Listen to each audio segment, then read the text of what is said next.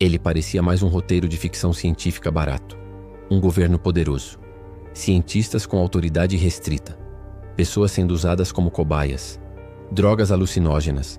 Torturas mentais. Manipulação do comportamento humano. Mas não era um filme. Era real. Um experimento conduzido sob as sombras da Guerra Fria, financiado com dinheiro público, autorizado pelas maiores mentes da inteligência americana. O nome desse projeto? MKUltra, uma das operações mais sombrias e vergonhosas já conduzidas pela CIA. Uma história de manipulação psicológica, de vidas destruídas e de segredos enterrados nas entrelinhas dos documentos desclassificados pelo governo dos Estados Unidos. Durante os anos 50 até o início dos anos 70, a CIA acreditava estar em guerra, não apenas de armas, mas de mentes.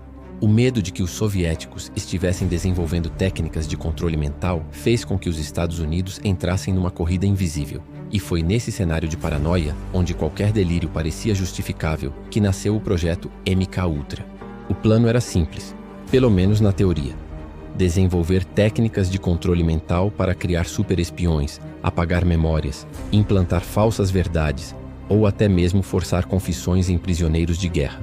O que ninguém imaginava é que a busca por essa arma invisível se transformaria em um pesadelo real, onde cidadãos comuns seriam tratados como ratos de laboratório.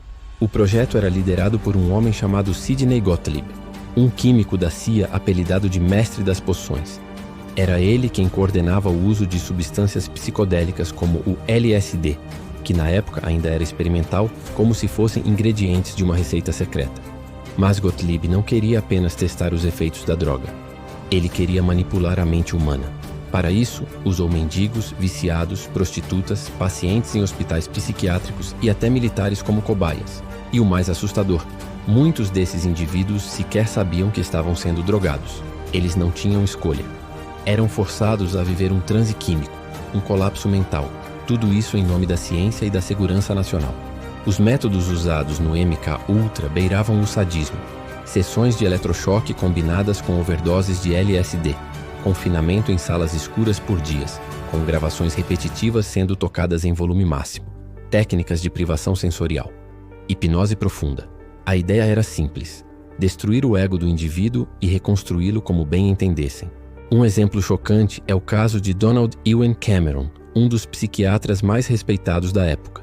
Ele aplicava o que chamava de dirigismo psíquico, tentando apagar a mente de seus pacientes para reprogramá-los.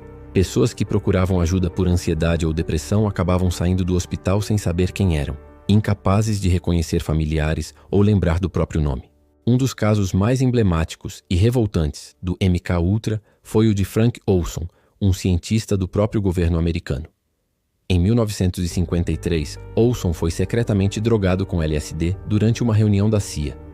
Dias depois, começou a apresentar sinais de paranoia extrema, entrou em colapso psicológico e acabou morrendo ao cair da janela de um hotel em Nova York. Mas com o passar dos anos, evidências começaram a surgir, apontando que Frank pode ter sido assassinado pela própria CIA, que temia que ele fosse revelar os horrores do programa MKUltra. Tudo isso aconteceu em silêncio por mais de 2 décadas. Ninguém sabia. Nenhum jornal publicava. Nenhum político questionava. Até que em 1973, com o escândalo de Watergate, a confiança no governo americano foi abalada. Foi nesse clima de desconfiança que o então diretor da CIA ordenou a destruição de todos os documentos relacionados ao MKUltra. Centenas, talvez milhares de arquivos confidenciais foram triturados. Mas por um erro burocrático, cerca de 20.000 documentos escaparam da destruição. E foi com base nesses papéis que, em 1975, uma comissão do Senado dos Estados Unidos, conhecida como Comissão Church, começou a investigar a fundo o que havia ocorrido. O mundo, então, ficou estarrecido com o que descobriu. A exposição do MKUltra foi um choque moral para os Estados Unidos. A ideia de que o próprio governo poderia drogar seus cidadãos sem consentimento, manipular suas mentes e destruir suas vidas por pura especulação científica parecia distópica demais para ser verdade. Mas era verdade. E o pior, nunca se soube a extensão completa dos danos. Quantas vidas foram destruídas? Quantos inocentes perderam a sanidade? Quantos morreram em silêncio, sem nunca saber que haviam sido vítimas de um experimento de guerra psicológica conduzido por sua própria nação? Mesmo após os escândalos, nenhum dos envolvidos no MKUltra foi preso. Nenhum cientista foi processado. Nenhum diretor da CIA pagou por seus crimes. A justificativa foi simples. Tudo havia sido feito em nome da segurança nacional numa época de guerra e paranoia. Com o tempo, o caso foi esfriando, caindo no esquecimento público. Mas os traumas permaneceram. Muitos sobreviventes passaram o resto da vida lutando contra a depressão, delírios, perdas de memória, transtornos graves. Alguns tentaram processar o governo, mas esbarraram na falta de provas e no sigilo institucional. Décadas depois, o MKUltra continua sendo alvo de filmes, livros e teorias da conspiração. Mas, diferentemente de outras conspirações, essa foi confirmada, documentada e parcialmente revelada pelo próprio governo americano. Ou seja, se isso foi o que foi permitido divulgar, o que mais será que ainda está escondido? Quais outras experiências foram conduzidas em nome da ciência e da dominação mental? Existe hoje alguma versão moderna do MKUltra sendo operada em segredo? O que a tecnologia atual permitiria fazer com o cérebro humano e com o nosso livre-arbítrio? E mais importante, até onde um governo pode ir em nome da proteção nacional? O que estamos dispostos a aceitar em nome da segurança? A história do MKUltra é um lembrete brutal de que quando os limites éticos são ignorados, a ciência se transforma em tortura e a curiosidade se torna crueldade.